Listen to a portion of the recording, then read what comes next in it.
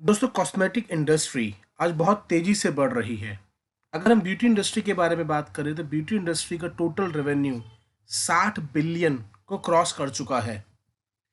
65% youth ने पिछले 10 सालों में कॉस्मेटिक्स के ऊपर अपना एक्सपेंडिचर 75% बढ़ाया है। इतना ही नहीं, मेल सेगमेंट के अंदर भी रेवेन्यू बढ़कर 80% से ज़्यादा बढ़ गया है इन लास्ट 10 ईयर्स। और ब्यूटी इंडस्ट्री हर साल 20% पे ग्रो कर रही है। यानी कि इससे पता लगता है कि हम लोग अपने दिनचर्या के अंदर ब्यूटी प्रोडक्ट्स का कितना ज़्यादा इस्तेमाल कर रहे हैं।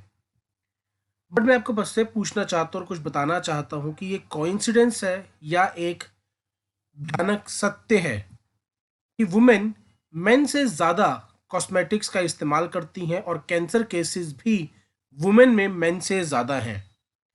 पिछले 10 सालों में कॉस्मेटिक इंडस्ट्री का इस्तेमाल बहुत तेजी से बढ़ा है और पिछले 10 सालों में ही ब्रेस्ट कैंसर में भी बहुत तेजी से बढ़ोतरी आई है।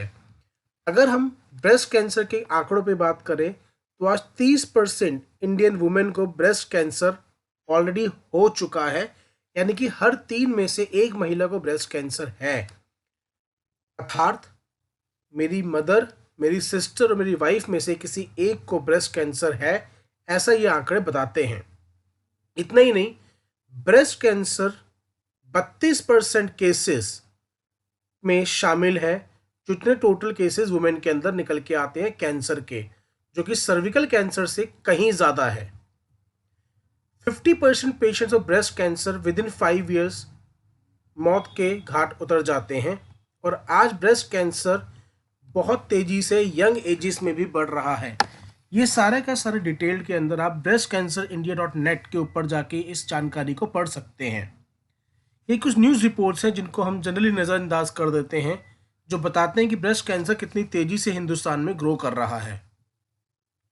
तो कॉस्मेटिक्स और कैंसर के बीच में क्या कनेक्शन है, हम इस बात को बिना अवेयरनेस के या अवेयरनेस ना होने का बहाना देके छुपा नहीं सकते, क्योंकि ये हम सबको पता होना चाहिए कि जो भी चीज़ हम अपने स्किन पर अप्लाई करते हैं वो बॉडी के अंदर भी जाता है। और इसीलिए हम सभी ने छोटे बच्चों की मालिश होते हुए देखा होगा और करी भी होंगी, क्योंकि तेल शरीर के अंदर जाके हड्डियों को मजबूत करता है। तो स्किन पे लगी हर चीज़ शरीर के अंदर जाती है। और इतना ही नहीं, केवल 26 सेकंड में चली जाती है। इसीलिए जब खेलते वक्त किसी एथलीट को चोट लगती है तो उसको दवाई खिलाने की बजाय स्प्रे किया जाता है, क्योंकि स्किन के थ्रू दी हुई चीज़ केवल 26 सेकंड में असर डालना स्टार्ट कर देती है। एक सर्वे में पता लगा कि women on an average 168 chemicals का इस्तेमाल करती हैं अपनी स्किन पे हर रोज। 232 तरह के टॉक्सिक केमिकल्स पाए गए थे अम्बिकल कॉर्ड में, जो बच्चे का और नार होता है जिससे बच्चे जुड़े हुए होते हैं अपनी माँ से गर्भ के अंदर, उसके अंदर 232 तरह के टॉक्सिक केमिकल्स पाए गए थे यूएस के अंदर एक स्टडी में। और ये तो यूएस का आंकड़ा है, हिंदुस्तान के आंकड़े की तो हम बात ही भूल जाते हैं। 99% प्रेग्नेंट वुमेन के अंदर पीएफसी, पीडी, पीबीडी एंड पैथलेट जैसे केमिकल पाए गए थे, जो कि जानलेवा है और कैंसरस हैं। पैराबेन्स को पाया गया ब्रेस्ट कैंसर के साथ उसका सीधा लेना देना है, सीधा जुड़ाव है। और पैराबेन हर कॉस्मेटिक प्रोडक्ट का एक इंटीग्रल पार्ट है। इतना ही नहीं, कई किताबें आज लिखी जा चुकी हैं कैंसर के ऊपर कि किस तरह से कॉस्मेटिक्स हमारे शरीर के अंदर कैंसर को इम्प्लांट कर रहे हैं। 12 से ज़्यादा केमिकल्स का इस्तेमाल किया जाता है कॉस्मेटिक्स के अंदर, जो कि बहुत ज़्यादा हार्मफुल हैं और डेडली डिजीज़ को जन्म देते हैं।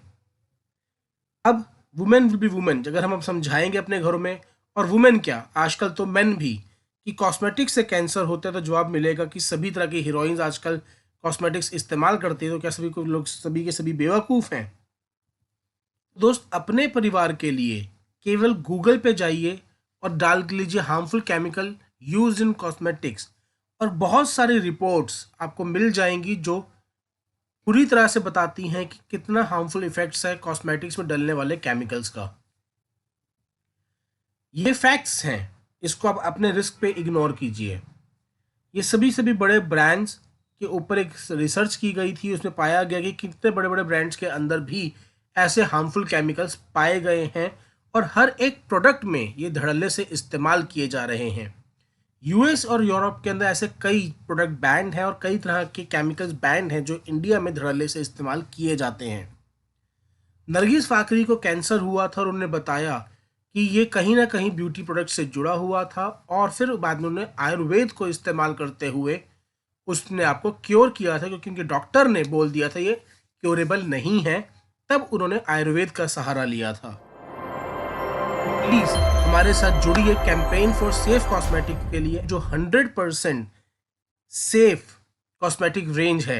एलोवेरा बेस्ड है। एलोवेरा एक बहुत इंपॉर्टेंट इंग्रेडिएंट है अगर हमारे स्किन हेल्दी। कोई भी हार्मफुल केमिकल इसके अंदर नहीं है और बेस्ट पार्ट, हम आज जिस बजट के ऊपर प्रोडक्ट्स लेके आ रहे हैं उसी बजट पे आपके बजट को इम्पैक्ट किए बिना हम आपको 100% केमिकल फ्री प्रोडक्ट्स जो कि 100% सेफ हैं वो प्रोवाइड कर रहे हैं। तो आज ही अपने परिवार के लिए और अपने परिवार की सलामती के लिए 100% केमिकल फ्री प्रोडक्ट्स पे शिफ्ट हो जाइए। इंडिविजुअल प्रोडक्ट के बारे में जानकारी के लिए आप हमारी वेबसाइट www.darujane.com पे जा सकते हैं।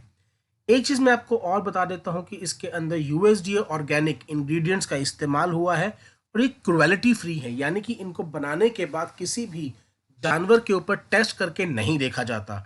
अब ये सवाल मैं आपसे पूछता हूं कि कॉस्मेटिक्स को एनिमल्स के ऊपर टेस्ट क्यों किया जाता है? क्योंकि कंपनियां जो इनको बना रही हैं वो जानती हैं कि ये हार्मफुल हैं। बस वो ये देखना चाहते हैं कि कहीं ऐसा तो नहीं है कि आज शरीर पर लगाए और कल फफोले हो गए। अगर 5 साल 10 साल बाद उससे कोई हार्मोनल इम्बैलेंस होता है या कोई बड़ी बीमारी का जन्म होता है तो किसने क्या लिंक निकालना है कि वो कॉस्मेटिक्स से होने वाला है। इतना ही नहीं, आप गूगल पे जाके इस बारे में और ज़्यादा स्टडी कर सकते हैं और आपको करनी भी चाहिए, क्योंकि ये हमारे परिवार की सेहत का मामला है। आपने इतने ध्यान से इस वीडियो को सुना उसके लिए बहुत बहुत धन्यवाद। बट हाँ, 100% केमिकल फ्री प्रोडक्ट्स पे शिफ्ट हो जाइए। Thank you very much.